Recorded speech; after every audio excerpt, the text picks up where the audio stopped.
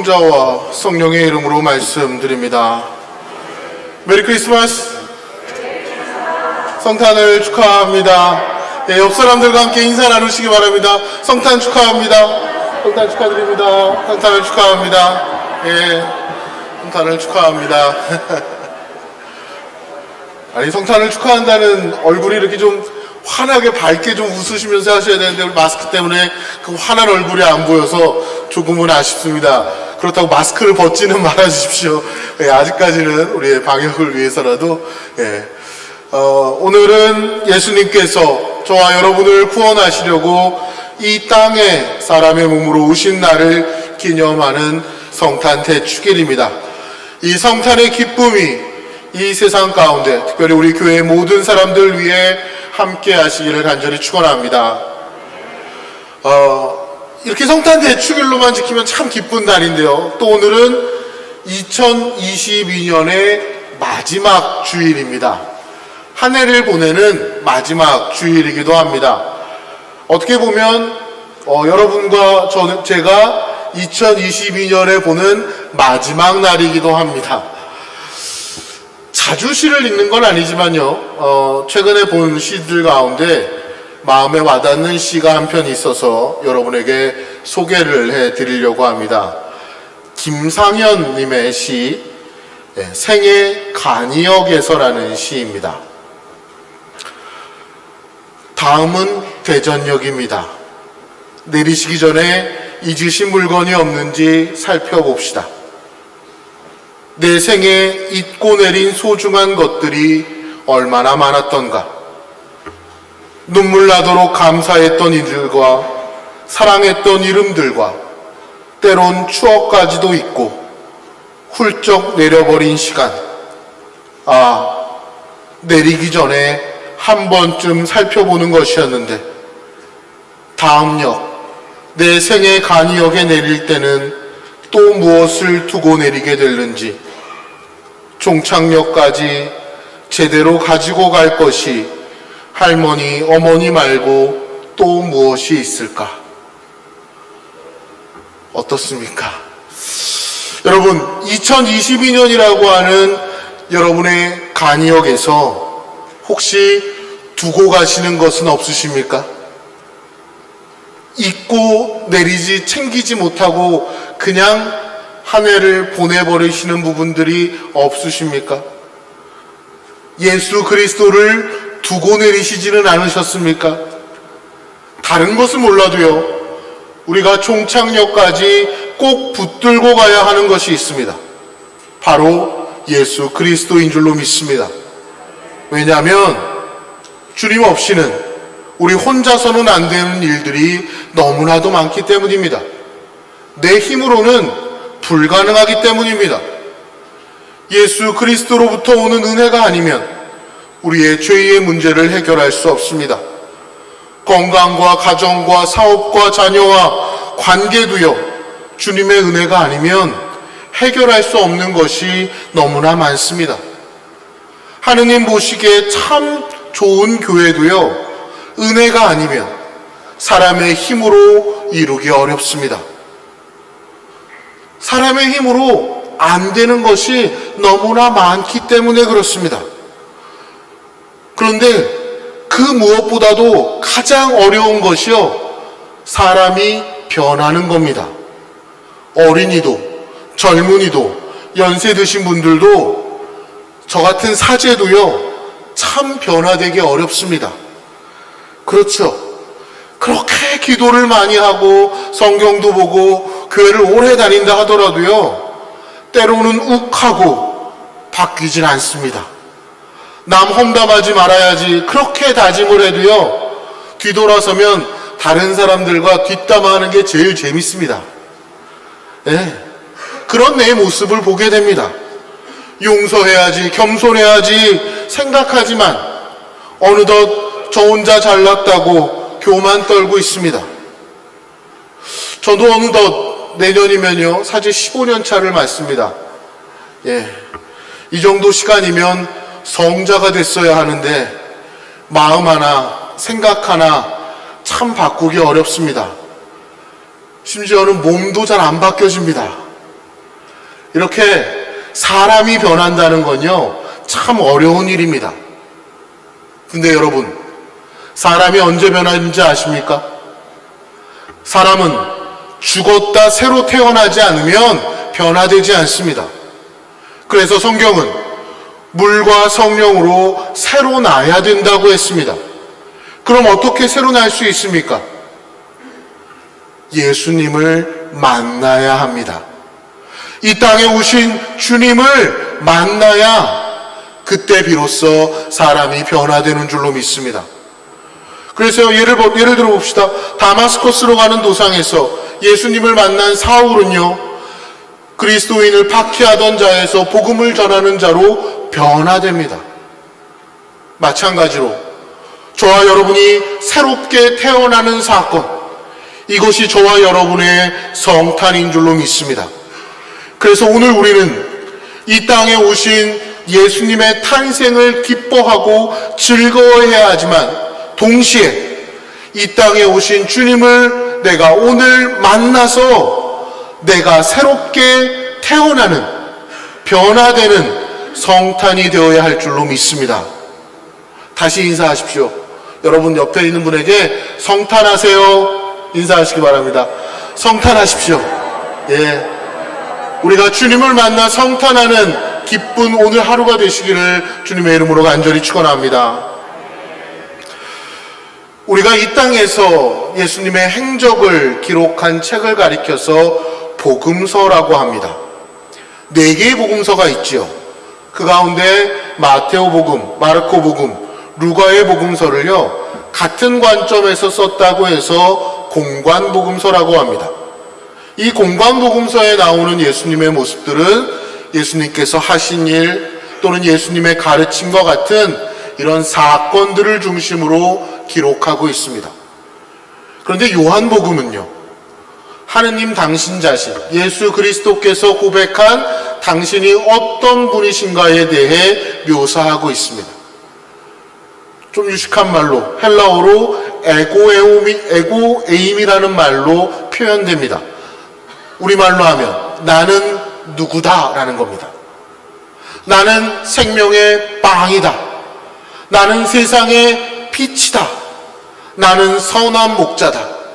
나는 길이요 진리요 생명이다. 나는 참 포도나무다. 이 7가지로 예수님은 당신 자신을 요한복음을 통해 이야기하십니다. 그리고 오늘 우리가 읽은 복음에서는요, 하나님 당신 자신을 말씀으로 표현합니다. 오늘 복음 말씀 1장 1절의 말씀을 함께 보겠습니다. 한처음 천지가 창조되기 전부터 말씀이 계셨다. 말씀은 하느님과 함께 계셨고 하느님과 똑같은 분이셨다. 여기서 말씀이 누굽니까? 말씀은 예수님이십니다. 예수님께서는 처음에는 보이지 않는 말씀으로 하느님과 함께 계셨다는 겁니다. 언제? 한처음에. 어디서 많이 들어본 것 같이 느껴지지 않으십니까? 창세기 1장 1절. 한처음에 하느님께서 하늘과 땅을 창조하셨다. 창세기는요, 하나님께서 이 세상을 창조하시고 흙으로 사람을 빚으시고 그 코에 생기를 불어넣어 인간을 창조하신 이야기입니다. 창세기에 의하면 세상 역시 하나님의 말씀으로 이루어집니다. 창세기는 계속해서요, 하나님의 말씀과 그 말씀이 그대로 이루어지는 결과를 기록하고 있습니다. 빛이 생겨라 말씀하시자 빛이 생겨납니다. 이렇듯 말씀은 하나님의 창조의 능력입니다. 이 우주 만물을 만드신 위대한 힘입니다. 요한복음은 창조의 그때 창조하신 하나님의 그 말씀이 이제 이 땅에 예수라는 이름으로 인간의 몸을 입어 이 땅에 오셔서 다시금 새로운 생명을 창조하는, 새로 쓰는 창세기라고 이야기합니다. 그리고 오늘 복음은 말씀이신 하느님께서 사람이 되셔서 우리 가운데 사셨다 이야기합니다. 성탄은 말씀이신 하느님께서 이 땅에 사람이 되시어 오시는 사건입니다. 그것을 우리는 성육신 사건이라고 부릅니다. 하느님께서 사람의 몸으로 사람에게로 찾아오시는 사건입니다. 눈에 보이지 않는 말씀이 눈에 보이는 사람이 된 것입니다. 하나님의 창조의 능력이, 이 우주 만물을 만드신 위대한 힘이 이제 우리와 똑같은 사람이 되어 이 땅에 오셨습니다. 하느님께서 스스로 낮아지셔서 우리 인간들을 찾아오시는 사건인 겁니다. 보지 않으면 믿지 못하는 우리 연약한 인간들을 위해서 하느님께서 보이는 인간이 되신 겁니다. 눈에 보이지 않는 하나님의 그 놀라우신 능력과 은혜가 눈에 보이는 것으로 나타난 겁니다. 여러분, 이게 얼마나 놀라운 일이며 우리에게 감사한 일인지 깨달으셔야 합니다. 왜냐하면 보이지 않는 말씀으로만 계셨다면 아마 저와 여러분은 하느님이 어떤 분이신지를 잘 몰랐을 겁니다. 여러분은 하느님을 보셨습니까?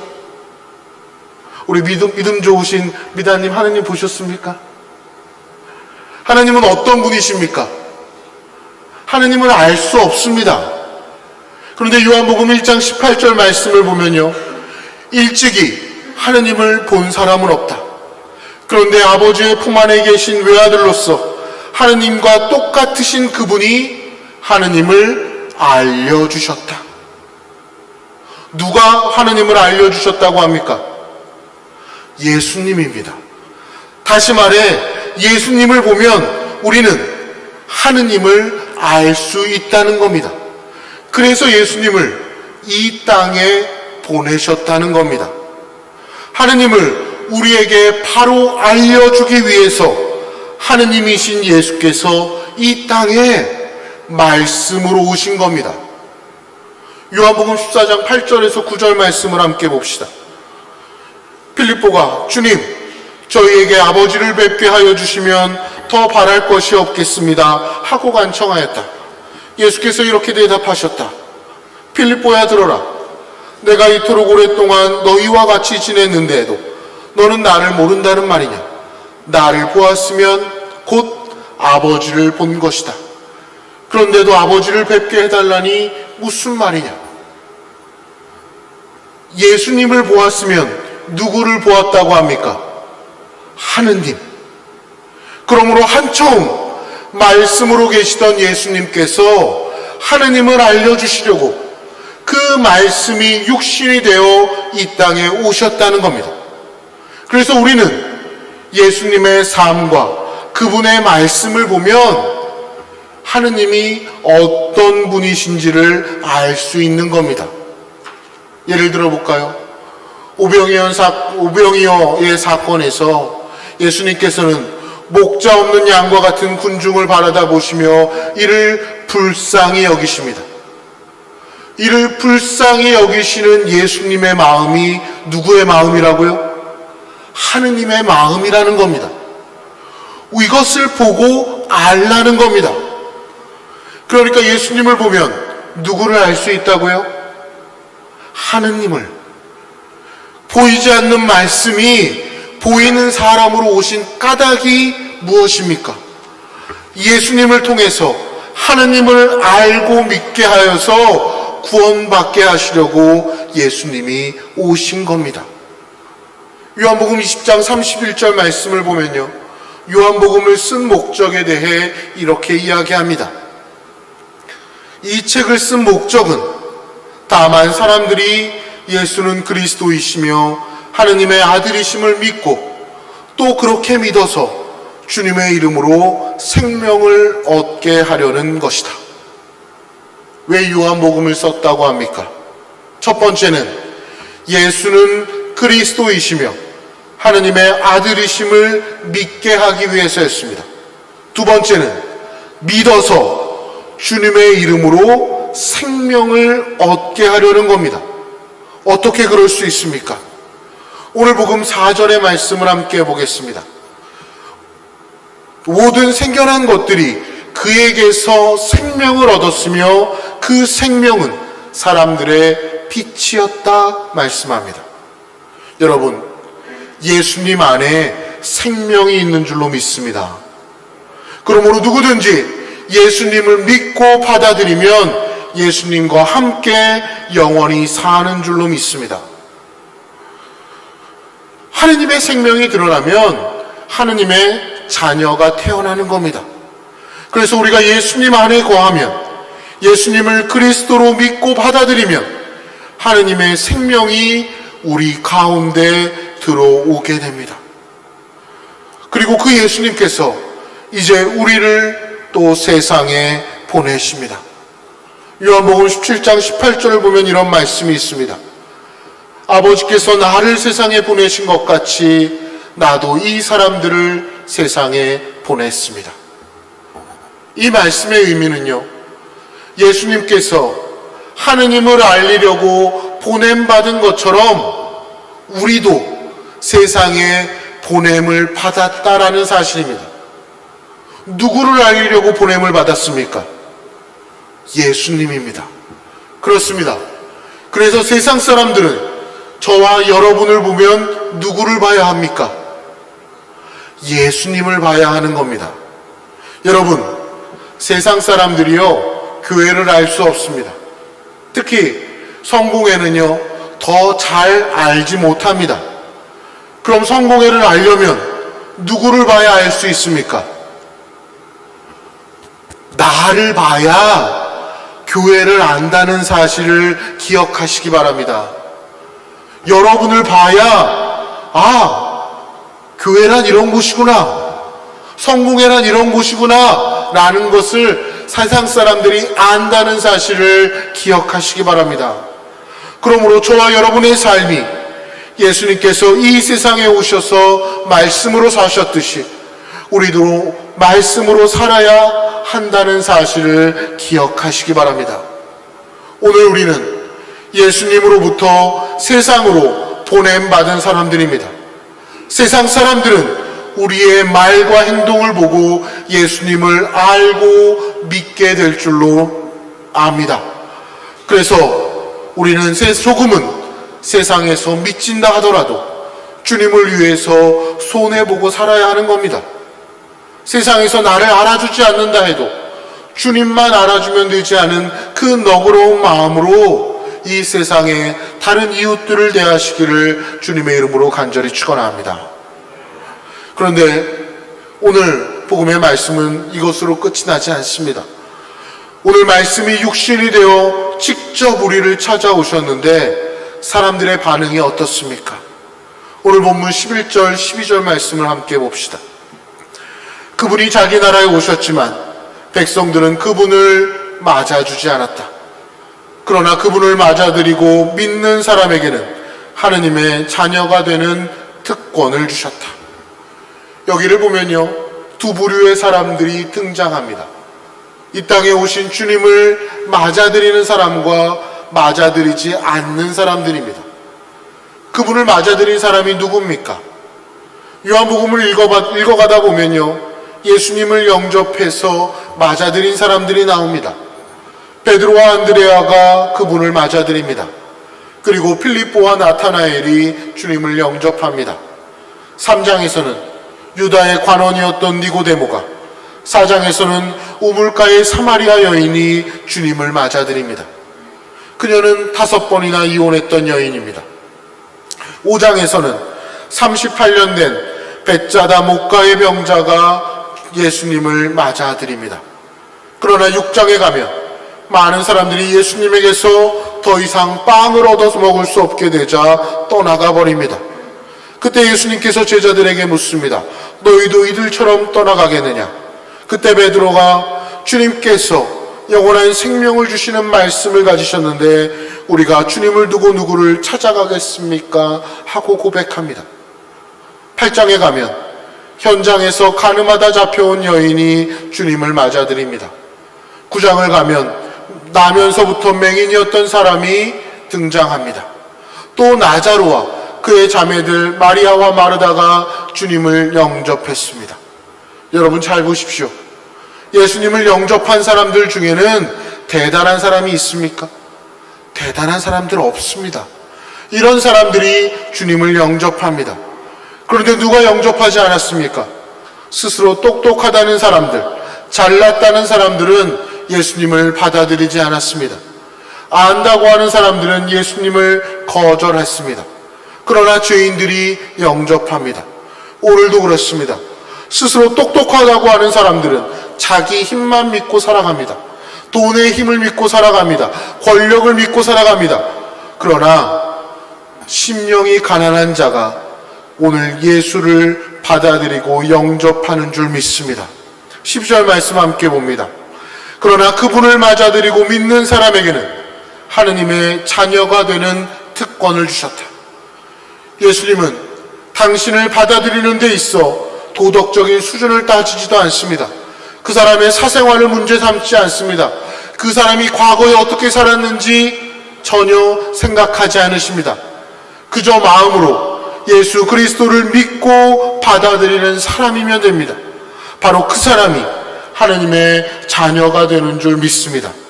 여러분, 자녀가 되면요, 아버지의 모든 것을 상속받습니다. 하느님은 저와 여러분을 자녀로 삼으셨습니다. 그러므로 우리는 아버지 하느님의 상속자인 겁니다. 하느님의 것이 모두 저와 여러분의 것인 줄로 믿습니다. 2022년을 보내면서요, 여러분의 생애 간이역에서 놓치지 말고 꼭 붙들고 가야 하는 한 가지는 하나님이 우리의 아버지이시며 나는 하나님의 자녀라고 하는 이 단순한 믿음을 꼭 붙들고 가시기를 간절히 소망합니다. 그 가운데 아버지이신 하나님께서 자녀인 여러분에게 주시는 그 놀라운 축복을 누리며 살아가는 여러분 모두가 되시기를 간절히 축원합니다. 그리고 이제 이 땅에 오신 예수 그리스도를 내 마음 깊이 받아들임으로 여러분도 새롭게 거듭나는 성탄이 되시기를 주님의 이름으로 간절히 축원합니다. 성부와 성자와 성령의 이름으로 말씀드립니다.